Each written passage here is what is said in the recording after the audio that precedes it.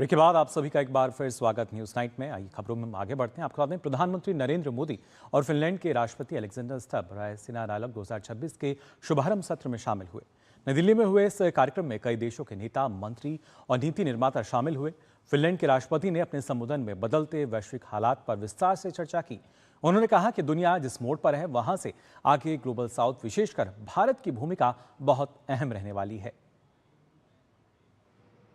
The global power balance has shifted. The global south has both demography and economy on its side. I mean, here we are in a country which is portraying growth rates of 7%, probably projecting all the way to 2047, and at the same time, it's the biggest democracy in the world. Finland के राष्ट्रपति ने भारत की नीतियों की सराहना की। उन्होंने कहा कि दुनिया को भारत से बहुत कुछ सीखने की आवश्यकता है। You have invested in your own security and actively developed partnerships in many directions. Your approach makes sense. You represent 1/5 of the global population, together with Finland. And you cannot be a mere follower. You have to be an active and independent actor. The Europeans have now also been taught a lesson from India. Passivity is not a strategy. We have to develop our capabilities, avoid harmful dependencies, and strengthen our global partnerships. तो वैश्विक परिदृश्य में अगर देखा जाए, भारत की जो भूमिका है कितनी खास है, उस पर इन्होंने यहाँ पर ध्यान दिया फिनलैंड के राष्ट्रपति ने। और इसी को लेकर आज हमारा जो विशेष है वो भी रहेगा, उस पर हम चर्चा करेंगे। भारत की कूटनीति, रायसीना डायलॉग, जी हाँ, किस तरीके से एक महत्वपूर्ण कूटनीति जो है भारत की वो यहाँ नजर आती है। और इसको लेकर चर्चा के लिए आपको बता दें, दो खास मेहमान जो हैं वो हमारे साथ जुड़ चुके हैं। भारत की कूटनीति जो है, रायसीना डायलॉग जब हम कहते हैं, इसके लिए चर्चा करने के लिए विवेक मिश्रा जी हमारे साथ जुड़े हैं, विजिटिंग फेलो हैं ORF के, और प्रोफेसर अंशु जोशी हमारे साथ जुड़ चुकी हैं school of international studies JNU से। सबसे पहले यहाँ प्रोफेसर अंशु जोशी, आपसे जानना चाहूँगा किस तरीके से आप देखती हैं जब हम यहाँ रायसीना डायलॉग की बात करते हैं, भारत की कूटनीति की एक झलक, और वैश्विक परिदृश्य में जब भारत की भूमिका की हम बात करते हैं, तो क्या इसके जरिए वो रेखांकित होती हुई हमें यहाँ नजर आती है?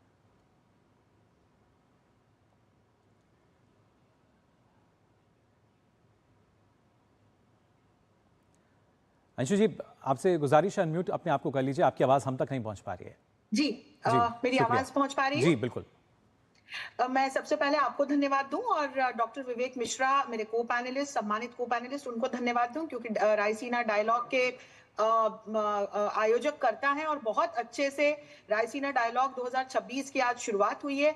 इस प्रकार के वातावरण में, तब जबकि हम अपने आसपास एक बड़ी उथल-पुथल देख रहे हैं, दो युद्ध लगातार चल रहे हैं। इसके बीच हमने देखा कि अमेरिका ईरान का जिस प्रकार से युद्ध लगातार और घातक होता जा रहा है, फैलता जा रहा है, तो ऐसे में, ऐसी परिस्थिति में जब पूरा विश्व एक अस्थिरता के दौर से गुजर रहा है, तो इसमें जब हम ऐसे रायसीना डायलॉग जैसे कार्यक्रमों को देखते हैं, तो ये भारत का एक कूटनीतिक संदेश है पूरे विश्व को कि ये जो समय है ये युद्ध के लिए नहीं है। भारत का ये भी संदेश है कि सर्वजन हिताय सर्वजन सुखाय हम काम करें, वसुधैव कुटुंबकम के दर्शन से हम काम करें, और वैश्विक लक्ष्यों को किस प्रकार से योगदान दे सकते हैं, समस्याओं का समाधान कैसे खोज सकते हैं। तो हमारी जो अभी की कूटनीति है वो इसी पर आधारित है। दर्शन सबकी भलाई का है, पूरी वसुधा को परिवार समझने का है, और कूटनीतिक दृष्टि से बायलैटरली और मल्टीलैटरली हम कैसे एंगेज हो सकते हैं, इसका, और यही हम करते हुए नजर आ रहे हैं।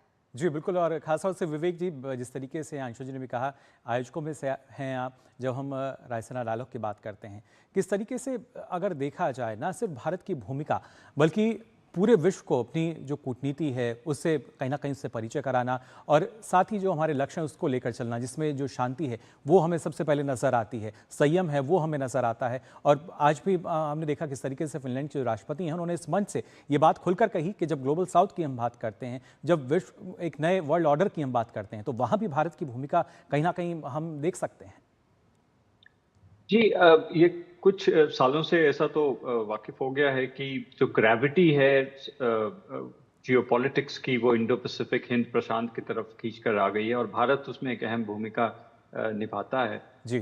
उस लिहाज से डिप्लोमेसी जो यूरोप है पहली बार यूरोप ब्रिक्स की बातें कर रहा है, पहली बार G7 G20 की बातें कर रहा है। जी। तो आपको जो रेखाएं हैं वो साफ नजर आती हैं ग्लोबल ट्रेंड्स में कैसे बदल रही हैं। और अलेक्जेंडर स्टुब मेरे ख्याल में जो उन्होंने कहा है वो इसी पे आधारित है। दूसरा मैं ये कहूँगा कि डिप्लोमेसी में राइसीना डायलॉग का एक अलग स्थान है, क्योंकि ये काफ़ी समय से देखा गया था कि आप म्यूनिक सिक्योरिटी कॉन्फ्रेंस हो या फिर और भी IISS जैसे शैंग्रीला डायलॉग कराती हैं। ये जी। भारत और ग्लोबल साउथ का एक अलग स्थान है इस डिप्लोमेसी में, जो मेरे ख्याल से एक उभर के आता है, जिसमें करीबन 3000 के करीब लोग आते हैं अलग अलग देशों से, 110 देशों से लोग आते हैं। जी। तो ये एक जो मैसेज हम देना चाहते हैं ग्लोबल साउथ से, खासकर भारत के पोजीशन से, ये मेरे ख्याल से साल दर साल ये बढ़ता जा रहा है और स्ट्रेंथन होता जा रहा है। और इस साल का जो मेन मैसेज है संस्कारा, वो उससे ये जाहिर होता है कि हम क्या कहना चाहते हैं, हमारी पॉलिसी, हमारी नीति कैसी हो और कैसी है और कैसी होनी चाहिए। जी, बिल्कुल। और जब हम नीतियों की बात करते हैं, खासतौर से प्रोफेसर अंशु, अगर देखा जाए ना सिर्फ एशियाई जो देश हैं उनके साथ, बल्कि पूरे विश्व के जो देश हैं, पूरे विश्व के कल्याण की हम बात करते हैं और कैसे तमाम वो मुद्दे जो कि उनके लिए चुनौती बन चुके हैं, भारत उनके समाधान की बात करता है, उनके समाधान की दिशा में आगे बढ़ता हुआ नजर आता है। निश्चित तौर पर यदि हम 3 क्षेत्रों की ओर देखें, हम सबसे पहले अभी जियोपॉलिटिक्स में क्या चल रहा है, जिस तरह से सुरक्षा की दृष्टि से संकट बना हुआ है, अलग अलग युद्ध चल रहे हैं, तो उसमें कैसे इन युद्धों को अंत की ओर ले जाया जा सकता है, किस तरह से स्टेक होल्डर्स को डिप्लोमेटिक टेबल पर ले जाया जा सकता है, उसकी बात भारत करता है। हमारे माननीय प्रधानमंत्री अलग अलग मंचों से इस बात का संदेश देते हैं कि वार्तालाप करना चाहिए और समाधान खोजना चाहिए।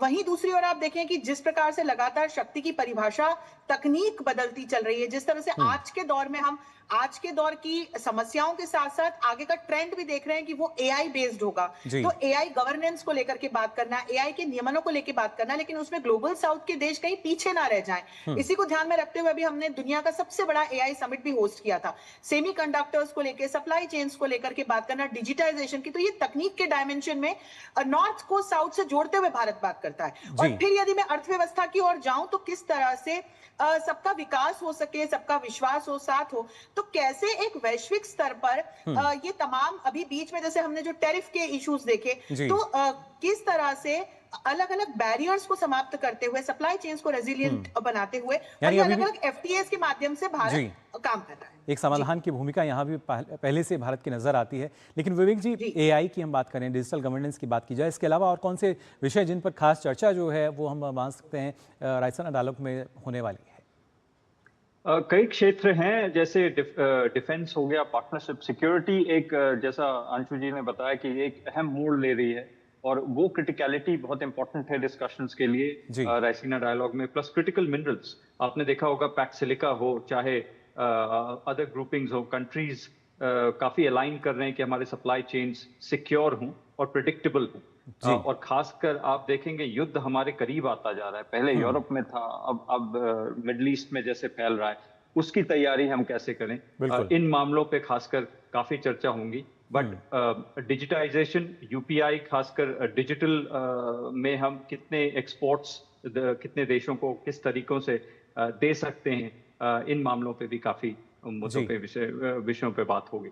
जी बिल्कुल, तमाम अहम विषय, इन पर जो चर्चा, एक सार्थक चर्चा होती हुई हमें यहाँ नजर आएगी। ये मंच है सहयोग का, समृद्धि कैसे वैश्विक कल्याण की जब हम बात करते हैं वो इसके जरिए हमें यहाँ नजर आएगी। फिलहाल आप दोनों का बहुत बहुत शुक्रिया हमारे साथ जुड़ने के लिए। तो राइसीना डायलॉग जिसकी जो शुरुआत है वो हो चुकी है और हमने देखा किस तरीके से न सिर्फ प्रधानमंत्री नरेंद्र मोदी बल्कि फिनलैंड के जो राष्ट्रपति है वो यहाँ पर पहुँचे थे। फिलहाल यहाँ रुक रहे हैं एक छोटे से ब्रेक के लिए।